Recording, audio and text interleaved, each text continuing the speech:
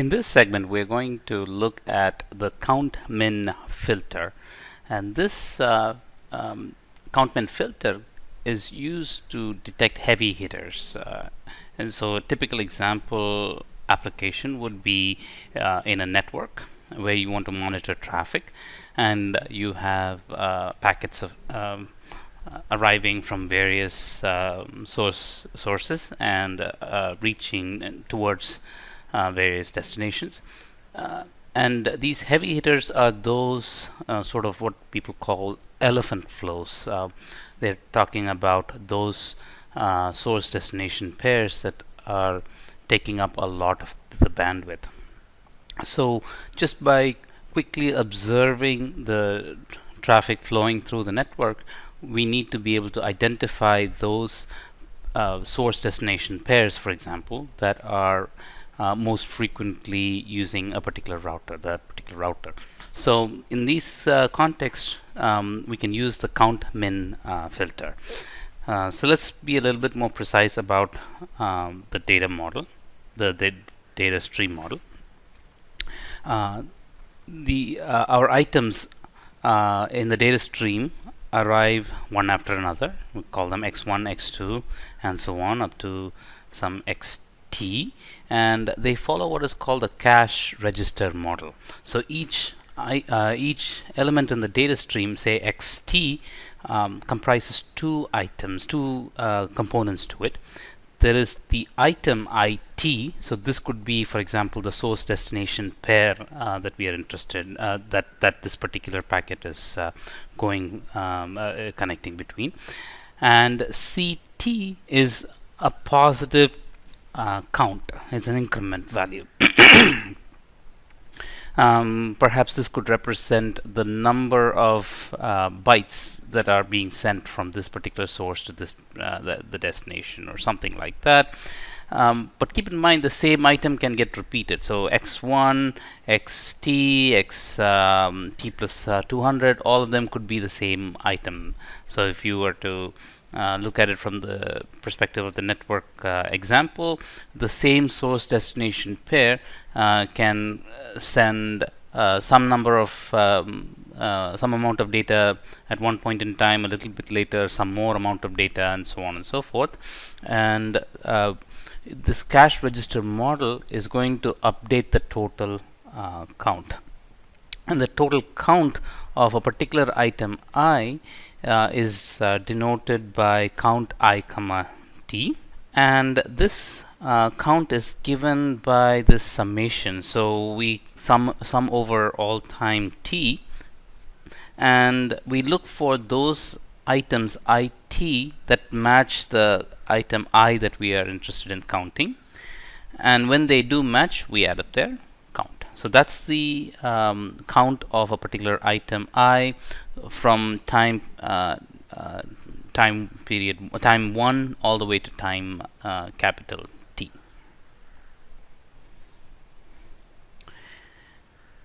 And we define a heavy hitter with respect to a threshold Q, and it's simply any item whose total count is at least Q. So that's a very natural definition for a heavy hitter, and that will help us to formally understand and approach this problem. So here's the output that is required. Now keep in mind that this problem, the heavy hitter problem, is going to come with 3 parameters apart from the stream. It's going to come with the threshold Q that divides heavy hitters from non-heavy hitters. Then there is the error parameter epsilon, and the confidence parameter delta. Okay.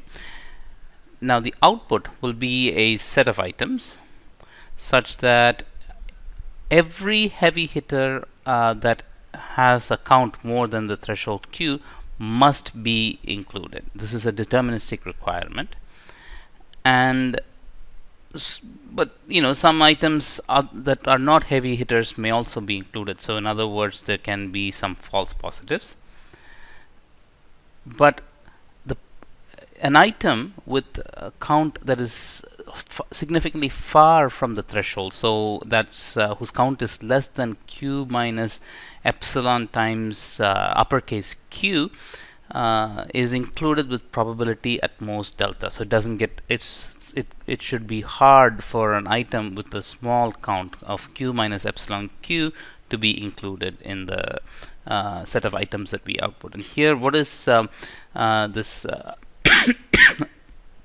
uppercase Q? It's the total count over all items, not just that particular item, but over all items. Okay. And here's something that you need to notice. If there is an item with total count between q minus epsilon q and q, then they don't care. So if they get included, that's fine. If they don't get included, that's also fine. We don't particularly care about whether they get included or not. The solution to this problem is via the count min filter, and this, as you can imagine, uses hashing, but in a very interesting way. We're going to maintain some number of counters. We're going to maintain, in particular, we're going to maintain m counters, but we're going to lay out the counters in this sort of two-dimensional array form. So there are going to be k rows and m over k columns. So keep in mind that it's starting at 0 here, and each row corresponds to a hash function. So this row A corresponds to hash function HA. Okay. Each of these hash functions is drawn uniformly at random from a large 2 universal family of hash functions.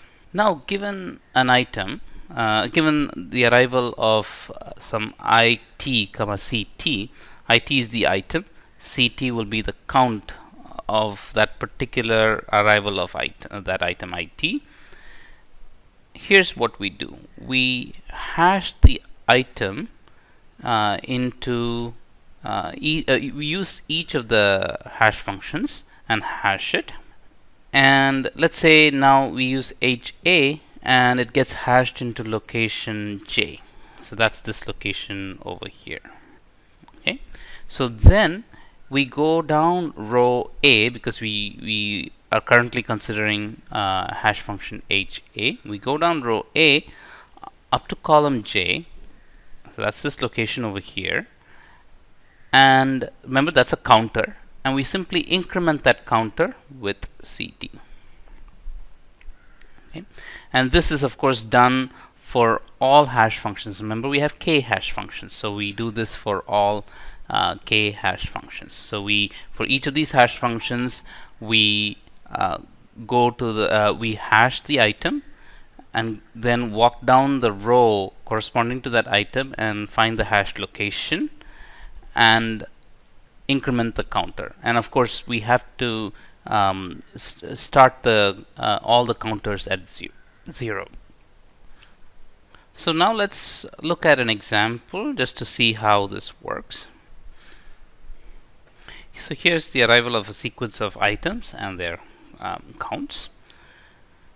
So now what do? We look at the first item, I1, and find out all the locations that it hashes into. So we are using k different hash functions, and wherever it hashes into in each row, according to that particular the particular hash function, we increment the counter. So for example, since we initialized all the counters to 0, let's say we will make this C1. Okay, and then we process item I2, and let's say I2 hashes into these locations. So let me use a different color. So let's say C2. C2, but remember, it can every once in a while hash into a location that's already being used. So for example, this could be C1, C2 over here. So if that's the case, you go and add C2 to the previously existing quantity, and then we process the third item. And now let's say, for example, just for the argument's sake, let's say I1 is actually equal to I3. So these two are the actually the same item being repeated. So then we'll have to go in and add. So I3 will be hashing into the exact same locations that I1 hashed into, and therefore we have to go in and add these quantities. So here is going to be all in this location. Okay, so this is how the count min filter works. And as you can imagine, how would you find out whether an item is a heavy hitter or not? Let's look at some arbitrary item I. We will now look at the hash locations where I maps to, and look for the smallest counter in those locations. And here's the reason why. For example, let's say that I is actually equal to I1. Then we will be looking at these locations. This location, this location. Notice that because of some overlap in the way the hash function works, some of the counters are going to be large. But if you look at the minimum, and in this case we've only processed very few, so there is more than one minimum. They're all C1 plus C3, and notice therefore that the this minimum that we are looking at is going to be at least the count of the item I. It could be a little bit more, especially if once the count min filter table starts to get filled up, there could be more collisions, and therefore there can be more. I mean, the minimum could actually be corrupted with other items because they also hash into that location. But nevertheless, the minimum is going to be a lower bound on the actual count of the item. So just to formalize, let's denote a location or rather the count value of location A, comma J as C A comma J T, and this is the value of the counter at the end of time t. So what we have done is we have processed several items. We have counter values in this table. And remember, we are trying to estimate the total count of each item I comma t to figure out whether it's a heavy hitter or not. And this count is nothing but the summation over the appropriate items in the stream of their count value CTs. So as I just mentioned, just to make it formal, we suppose we want to estimate the count I comma t at the end of time t. We look at all the hash locations for item I, and those are denoted by C A comma J, and we look at their counter values. That's C A comma J of t, and the minimum of all of them is guaranteed to be at least the actual count value of the total count value of that item I at the end of time t. So that's exactly what we explained a little while ago with that example. Now this is just a formal description of the algorithm to estimate the total count. So the key question here is, well, we clearly have intuition that it is an upper bound on the total count, but will it overshoot the total count by too much? That's the question, because if it overshoots, then it's no longer a good estimate. It's okay to overshoot just a little bit, but not too much. Okay, so that's the key question, and our analysis is going to be focused on answering that question. Okay, so now we have discussed how the count min filter works, how each item is processed. You go to the appropriate location within each row and increment the counters. And then after you have processed all the items, if you want to identify the heavy hitters, you just have to look at the hash location of each item that you are interested in and see whether and see all the hash locations and find and spot the minimum, and that minimum is an upper bound on the total count value for that item. And so all items whose minimums are more than the threshold value should be reported as heavy hitters. So that's how the count min filter works. Now we have to analyze and show that the excess, that we didn't overshoot too much. And for that purpose, we're going to define the random variable ZA, and that's equal to the actual counter value at a comma j. And so keep in mind that we're focusing on a particular hash function a.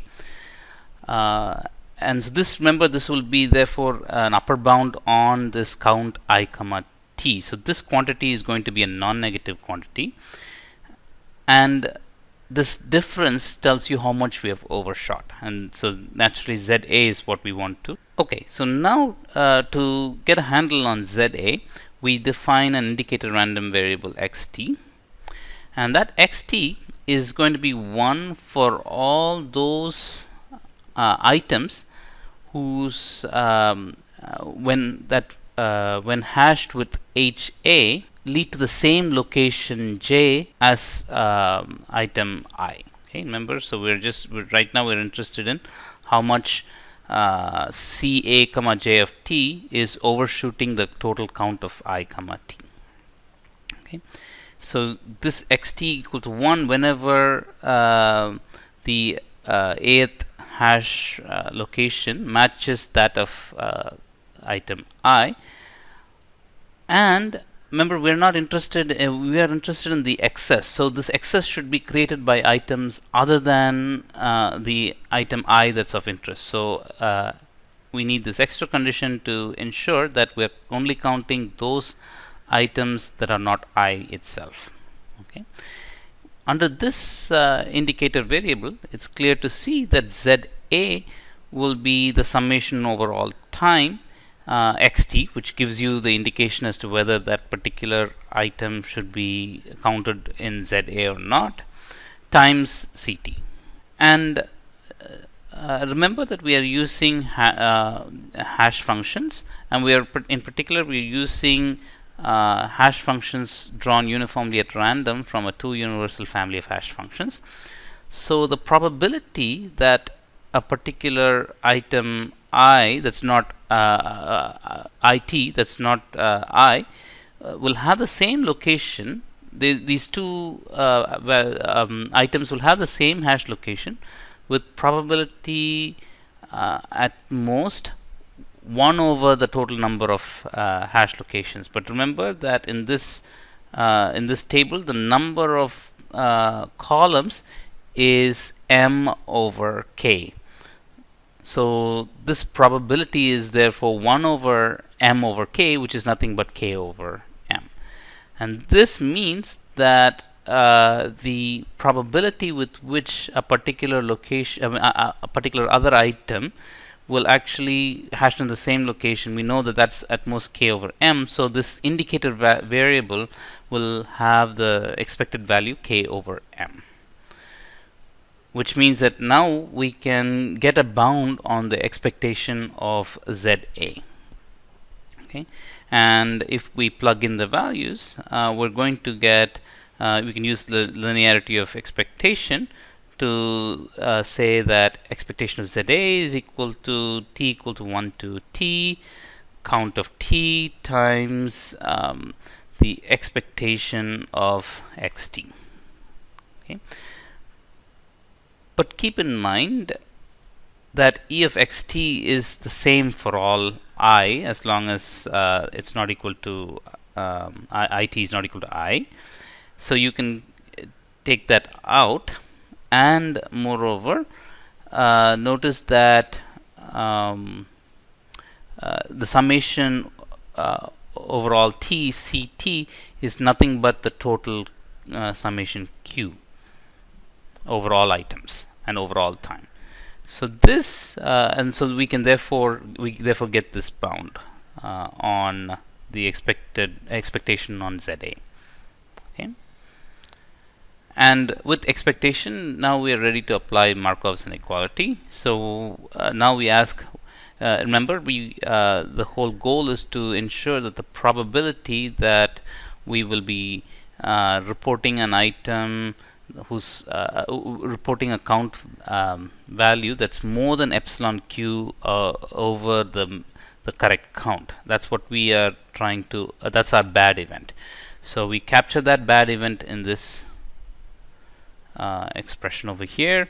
So the this probability of this bad event where ZA exceeds epsilon q now can be written as ZA is greater than or equal to, and I want to write this in terms of the expectation. So I therefore appropriately modify this constant over here, and using Markov's inequality I can bound this probability to k over epsilon m. But keep in mind, each of the hash functions is chosen independent of each other. So, and what we have is the probability that one of the hash functions will exceed this epsilon q. Now we want we don't care if one of them exceeded that epsilon q. We just wanted to ensure that at least one of them is does not exceed this epsilon q. Okay. So what instead of that event, we instead bound the probability of all of them, the bad situation where all of them exceed epsilon q, and that's given by this event over here. The minimum over all ZAs is still larger than epsilon q, so all of them had to exceed epsilon q. Okay. And because of the independence of the ZAs, we can upper bound this by k over epsilon m. That's for one of the ZAs, the whole raised to the k for all ZAs. And remember, this quantity, this is the probability of the bad event, and we want this the probability of this bad event to be at most delta, and we can achieve that by setting our k to be ln 1 over delta, and to make sure that it's an integer, we take the ceiling, and m equal to roughly ln 1 over delta times e over epsilon. And if we plug these values in, we will get the appropriate delta that we want. So here's the conclusion. So what we have looked at is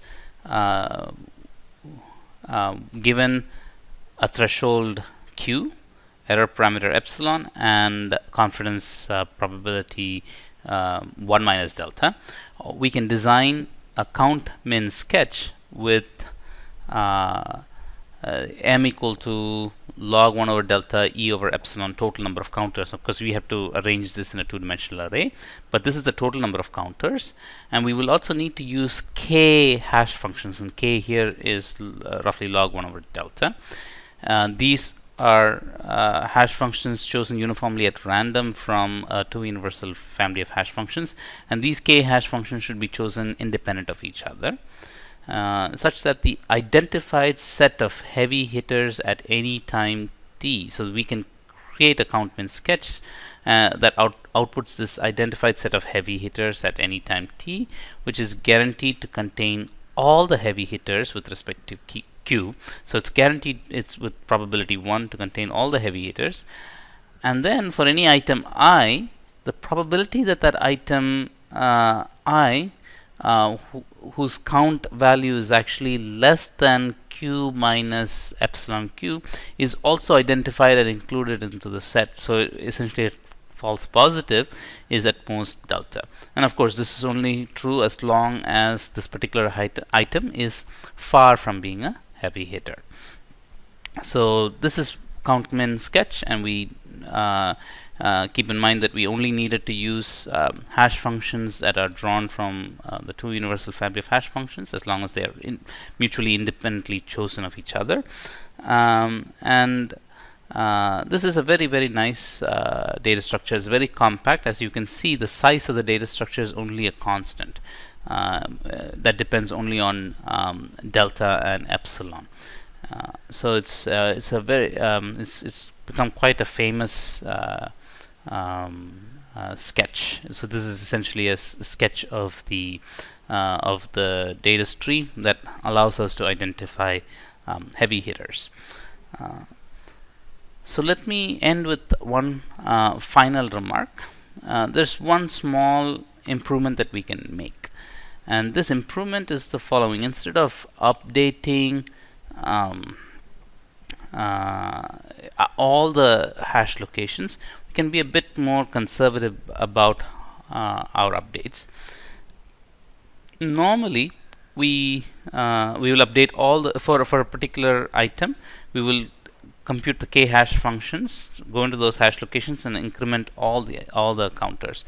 But the question is, do we need to really increment all the k counters? Remember, the goal here is to ensure that the minimum among all of them is always more than or greater than or equal to the total count of that item.